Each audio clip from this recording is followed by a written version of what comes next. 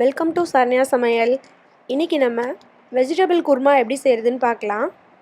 இதுக்கு தேவையான பொருள் பார்த்திங்கன்னா, நான் காலிஃப்ளவர், கேரட், பட்டாணி, உருளைக்கிழங்கு சேர்த்து ஒரு கப் எடுத்திருக்கேன். இப்போ நம்ம காலிஃப்ளவரை, பட்டாணி, உருளைக்கிழங்கு, கேரட் இது ஒரு 4 சேர்த்து நம்ம அதுக்கு தேவையான அளவு தண்ணி ஊற்றி கொஞ்சமாக உப்பு சேர்த்து கொஞ்சமாக மஞ்சத்தூளும் சேர்த்து நம்ம ஒரே விசிலே வேக வச்சு எடுத்துடலாம். இப்போ பாருங்கள், நான் இந்த அளவுக்கு தண்ணி சேர்த்துருக்கேன். ரொம்ப வேக வச்சிட வேண்டாம், அப்படியே காய் ஃபுல்லாக குழஞ்சிரும். ஒரே விசிலே விட்டு எடுத்துடலாம். இதுக்கு தேவையான அளவு நான் உப்பு சேர்க்குறேன். காய்க்கு தேவையானது மட்டும் இப்போ நம்ம சேர்த்துக்கலாம். அப்புறம் நம்ம குருமாவில் சேர்த்துக்கலாம்.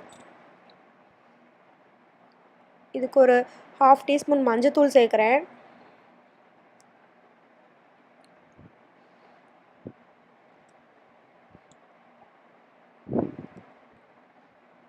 இது பார்த்திங்கன்னா நம்ம சப்பாத்தி, நான் எல்லாத்துக்குமே வச்சு சாப்பிட்லாம். ரொம்ப டேஸ்ட்டாக இருக்கும். இப்போ நம்ம அதை ஒரு விசில் விட்டு இறக்கலாம். இப்போ நம்ம அதுக்குள்ளே அரைக்கிறதுக்கு தேவையான பொருள் என்னென்னு பார்க்கலாம். தேங்காய் நான் வந்து இந்த அளவுக்கு சேர்த்துருக்கேன். இதில் 1 ஸ்பூன் கசகசா சேர்க்குறேன். அடுத்து முந்திரி பருப்பு ஒரு 5-6 சேர்த்துக்கலாம். நீங்கள் எந்த அளவு குருமா வைக்கிறீங்களோ அதுக்கு தேவையான அளவு முந்திரி பருப்பு சேர்த்துக்கோங்க. முந்திரி சேர்த்திங்கன்னா தான் உங்களுக்கு கிரேவி கொஞ்சம் அதிகமாக கிடைக்கும். குருமாவோட டேஸ்ட் நல்லாயிருக்கும். நான் இப்போ 2 பேத்துக்கு அளவாக தான் வைக்கிறேன். இப்போ நம்ம ஒரு பேன் ஹீட் பண்ணிக்கலாம். அதில் ஆயில் சேர்த்துக்கலாம், ஒரு 2-3 ஸ்பூன்.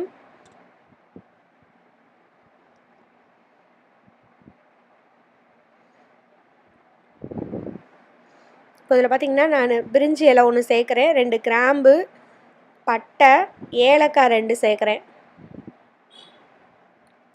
ஒரு பச்சை மிளகா சேர்த்துக்கலாம். இந்த பச்சை மிளகா காரமாக இருக்குது, அதனால நான் 1 சேர்க்குறேன். நீங்கள் உங்கள் காரத்துக்கு ஏற்ற மாதிரி சேர்த்துக்கலாம். இப்போ நம்ம அதில் வெங்காயம், நான் ஒரு பெரிய வெங்காயத்தை எடுத்து நல்லா நீளமாக இந்த மாதிரி நறுக்கி வச்சுருக்கேன். இதை நல்லா வதக்கிக்கலாம்.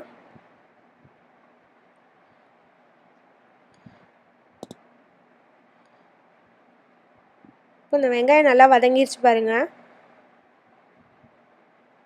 வெங்காயம் நல்லா வதங்கிருச்சு.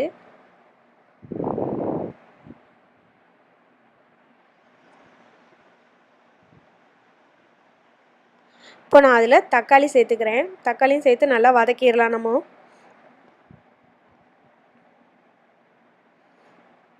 தக்காளி வெங்காயம் சேர்ந்து நல்லா வெந்துடணும். அப்போ தான் நல்லாயிருக்கும். தக்காளி முழுசாக இருந்தால் பார்த்திங்கன்னா நல்லா இருக்காது. இப்போ நம்ம அதில் மஞ்சத்தூளும் நான் மிளகாத்தூள் 1 ஸ்பூன் சேர்க்குறேன். இப்போ மல்லித்தூள் 1 ஸ்பூன், கரம் மசாலா 1 ஸ்பூன் சேர்க்குறேன். எல்லாத்தையும் சேர்த்து நம்ம நல்லா வதக்கிடலாம், மசாலாவோட பச்சை வாசனை போகிற வரைக்கும். இப்போ நான் பாருங்கள், வேக வச்சு எடுத்து வச்சுருக்க காய் எல்லாத்தையும் சேர்த்துடலாம். அந்த தண்ணியோடய அப்படியே நம்ம ஆட் பண்ணிக்கலாம். வேணும்னா உங்களுக்கு இன்னும் கொஞ்சம் தண்ணி ஊற்றிக்கோங்க. இப்போ நம்ம முந்திரி, அந்த கசகசா, தேங்காய் 3 அரைச்சி வச்சுருக்க பேஸ்ட்டை நம்ம இதில் சேர்த்துடலாம். அது பார்த்திங்கன்னா நல்லா அரைச்சிடணும், நல்லா பேஸ்ட் மாதிரி அதை அரைச்சிடணும். இல்லைன்னா குருமா ஒரு மாதிரி திரண்டு இருக்கும். நல்லா அந்த மாதிரி பேஸ்ட்டாக அரைச்சிருங்க.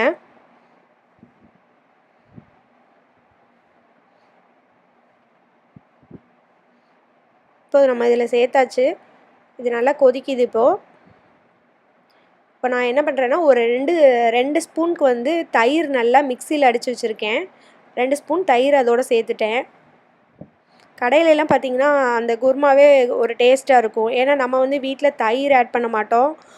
ஸோ நம்ம அந்த குருமாவில் தயிர் ஆட் பண்ணுறோம். தயிர், பாலும் ஆட் பண்ணோம் அப்படின்னா அதே டேஸ்ட்டுக்கு உங்களுக்கு கண்டிப்பாக கிடைக்கும். எல்லாருமே கண்டிப்பாக ட்ரை பண்ணி பாருங்கள். தயிர் ஒரு 2 ஸ்பூன் அடித்து நல்லா மிக்சியில் அடித்து வச்சுட்டு இந்த மாதிரி சேர்த்துக்கோங்க. இப்போ இது நல்லா கொதிச்சிருச்சு. இப்போ பார்த்திங்கன்னா நான் ஃப்ரெஷ் க்ரீம் ஒரு ஸ்பூன் ஆட் பண்ணுறேன். நீங்கள் ஃப்ரெஷ் க்ரீம் ஆட் பண்ணல அப்படின்னா நல்லா காய்ச்சி வச்சுருக்க பால் ஒரு 1/2 டம்ளர் ஆட் பண்ணிடுங்க. பாலும் சேர்த்துக்கலாம். இதில் கடைசியாக பால் 1/2 டம்ளர் சேர்த்துட்டு ஒரு 2 செகண்டில் ஆஃப் பண்ணிடுங்க, போதும். இப்போ நான் மல்லி இலை இதில் தூவி இறக்கிடுறேன். இப்போ அவ்வளோதான், குருமா ரெடி ஆயிடுச்சு. எல்லாருமே கண்டிப்பாக ட்ரை பண்ணி பாருங்கள். ட்ரை பண்ணி பார்த்துட்டு கமெண்ட் சொல்லுங்கள். இந்த வீடியோ உங்களுக்கு பிடிச்சிருந்தா லைக் பண்ணுங்கள், ஷேர் பண்ணுங்கள், மறக்காமல் சப்ஸ்கிரைப் பண்ணுங்கள்.